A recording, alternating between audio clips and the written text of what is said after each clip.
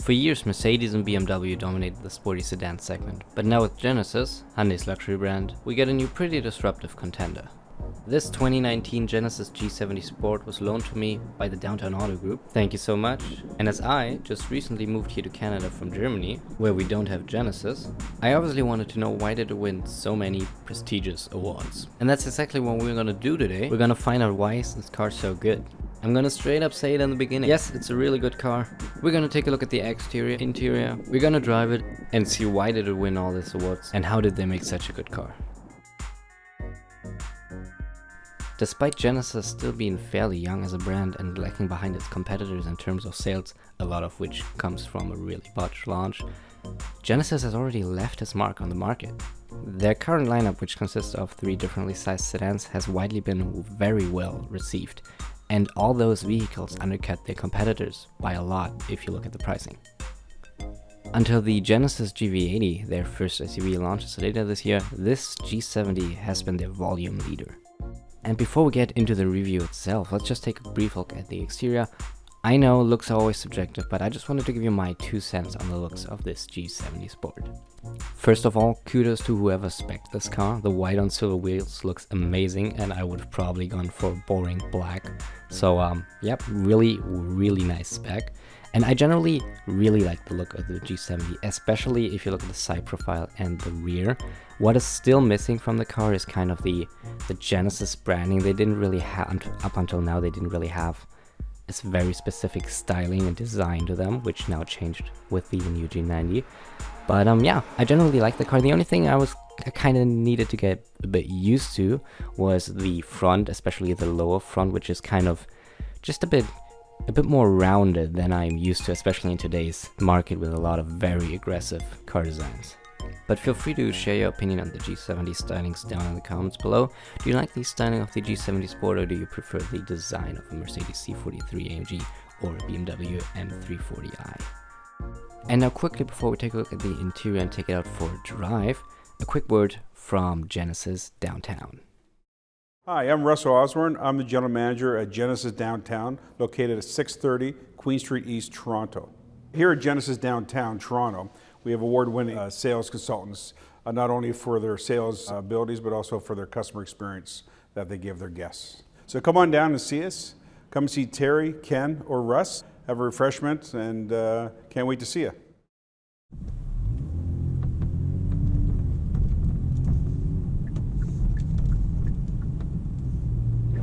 Now we're on the streets of Toronto, downtown Toronto, in the Genesis G70 Sport.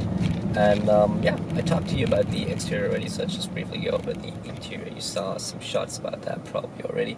Not gonna lie, it's really good, especially for the price point that this car sits at. It's beautiful interior. We got the suede headliner, we got the Nappa leather, quilted Nappa leather actually, on the seats and on the doors, and everything you touch is really soft. It's like mostly leather. We have soft touch a bit up here, and pretty much the only hard plastics you find are just down here on the door, here probably, and on the center console, really down low though. So that's points you'll never touch, right? Except for maybe the storage compartment on the left, but that's okay. We're still at a price point that's really good, and it's an interior that definitely punches way above where it should. We got a small sunroof up there, which is it's obviously not a big glass roof, which some other cars have, but it's still a nice addition and good to have, especially for lighting in interior reviews, right? You always have that better light, so it's useful for me in this case. But yeah, ergonomically, really well laid out. So first of all, it's really comfortable. So you just have your center console here, which isn't too high, so you just put down one arm on there, one arm on the left here on your door, and you kind of have the perfect position in which you're always going to drive in. Then you can just hold the steering wheel towards the bottom, which obviously isn't the best position to drive in technically, but it's just super comfortable. And our seats are heated and cooled. We got a wonderful heated steering wheel, as we should have. The infotainment is really easy to use. In general, the interior is very well laid out too, so we have all the important buttons like the climate controls and the radio controls, all actual physical button and knobs, so we don't have any infotainment stuff in there where we need to go through 3 screens and press some buttons which you can't see when you drive. So that's pretty good news that they retain that. And yeah, in general, it's a very clean and very nice interior to be in. The only thing, the stereo system is kind of meh. It's not great, but it's not terrible. It's just the first time I used it, well, to be fair, it was not properly set up at first. But the first time I used it, I was kind of disappointed because I was expecting a bit more. You get used to it though, so it's not bad or anything. It's just it came in with high expectations for that. The other thing is rear seat room might be a problem for some people. I'm 5'7", so I'm not too tall, but I got enough room behind myself. But I imagine somebody who's maybe 6 feet or 6'2", I don't know, and maybe a similarly sized person behind them, that could be pretty tight. But to be fair, you got the G80 and the G90 above that, which is just other segment, right? So if you need a bigger car, you can step up without having to pay that much more. You got a heads-up display right in front of us, displays speed limit and the navigation and the speed we're actually going at right now. So that's super useful. It's bright enough and clear enough, so we don't have any problem. You just have to get used to it when you're not used to not look down at your gauge cluster. But it's a nice addition, definitely. In our gauge cluster, we got analog mixed with the screen in the middle, so we don't have fully digital, unlike some other cars have now. But some people prefer analog, some people prefer digital. That's just whatever you prefer. This works really well. It is super clear, so I don't have a problem with it at all. But this car is called the G70 Sport, so we still kind of have to test if this thing is actually sporty, right? We got a 3.3 liter twin turbo V6, good for 365 horses and about 370 pound-feet of torque-ish, around there somewhere. I'll get the numbers here. And yeah, downtown Toronto is not really the best position to test that. As you can see, we're standing at another light. So I'll just put in a little POV clip, and then I'll come to you in a second again. Okay, now onto a quick POV drive here through Cliche Corner. Let's just brake real quick. Traction control off, stability control off, braking, flooring, 2200 launch already. Little burnout there, sending it, and we go off the gas because we don't want to speed too much. But this thing is pretty quick, I'll show you.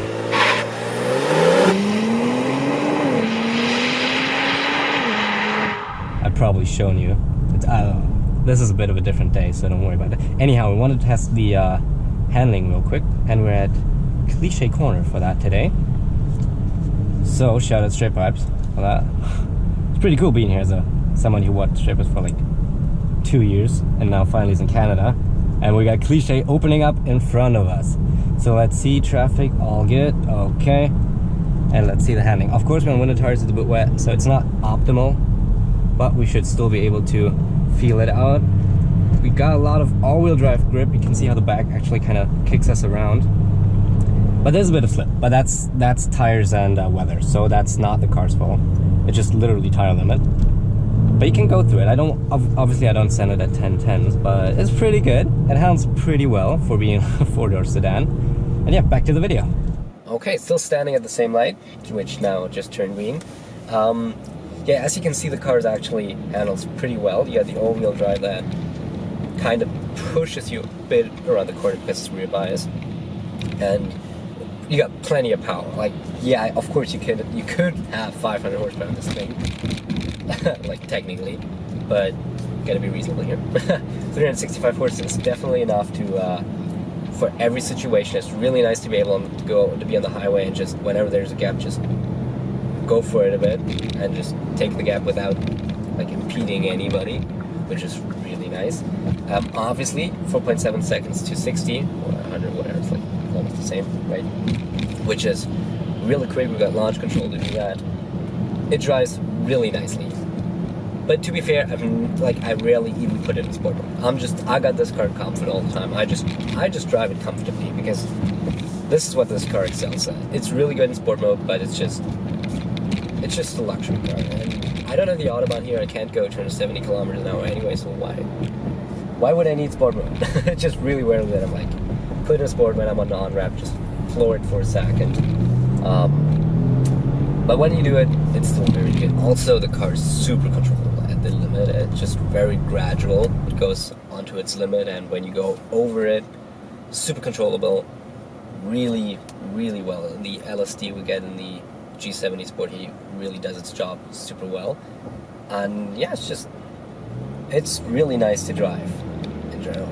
Obviously, we got a twin turbo V6, so this thing sounds like nothing, basically. It doesn't sound bad, but it just doesn't sound like anything. Honestly, the turbos just mute the engine, which is what turbos like to do, which is a bit unfortunate, but it's not too bad. It's still a luxury car, so you don't need all the drama behind it, right? It's a bit of a shorter review at this point, but it's my first review here in Canada, so I haven't reviewed a car in like 10 months, so just have to get my way back into there. Sorry for that. But just to like round this off and speak about what I think about this car, it's just, I understand why, I totally get it, why it won the 2019 Motor Trend Car of the Year award, additionally to some other awards it also won. It is just a really good car at an amazing price point. Like, I'll try to get my hands on BMWs and Mercedes to just compare this car to. Like, but the thing is, like, can't really compare them that easily because the price point is so different. You can either go for the same price or you can go for the same horsepower. So, like, horsepower-wise, the competitor would be the C43 AMG, if we speak about Mercedes. Price-wise, it would be the C300, though. So it's like, we already see the problem if you want to compare it. This car just punches way, way above where it should be. And yeah, it's a really nice car. I certainly enjoyed the 1 week I had with this. Thank you so much, Downtown Genesis, again, generally Downtown Auto Group, for getting me this car and allowing me to do a video on it. Really grateful. Check them out in the description below. They got some really nice interior. They got some really nice inventory. Great location here in downtown Toronto, all over downtown Toronto. They got dealerships because it's a big group of dealerships. And yeah, just really, really appreciate what you guys did here. But as always, just as a disclaimer, I had full control over this video myself. I did some videos for the dealerships, so this video is non-biased. I got to say whatever I want here. So it's just as a journalistic disclaimer that I am not obligated to say anything positive about this car. Anyhow, I don't have anything to compare it to now, but I know for a fact that this car punches way above where it should be punching, like price-wise. So it's really, really well done. It is super comfortable, it is sporty, and it is way too cheap for what you get here, to say it like that. It's just, it is really well done, and I like this car a lot. And if you're in the market for a luxury car, check this out because it is really good. You won't regret checking it out. And if you want to check it out, go for a test drive or anything, go to Downtown Genesis here in Toronto. Pretty sure you won't regret taking a look at this car. No obligations, obviously, right? And it's because it's a Hyundai, effectively, it is they're reliable, and it has a warranty that even if something were to happen, it's on a warranty. So you got a really good package here in the G70 Sport. Let me tell you that. You get a lot for your money. You get a lot of car in general. So yeah, there's not much more to say. It's a really good car. Like I said in the intro, it's just a really good car. So go check it out. And yeah, that's it for me. If you have any questions, feel free to put them down in the comments below. I'll do my best to answer them as quick as possible. Make sure to subscribe. Sorry for asking now, that's been annoying, but this channel is pretty new and I want to get it going. If I can at least get it to a semi-decent number of subscribers quickly, we can get some more cool cars, right? And yeah. Thank you so much for watching, and I'll see you in the next video. Bye. Unfortunately, I can't compare this car to any other office competitors like the 3 Series, the...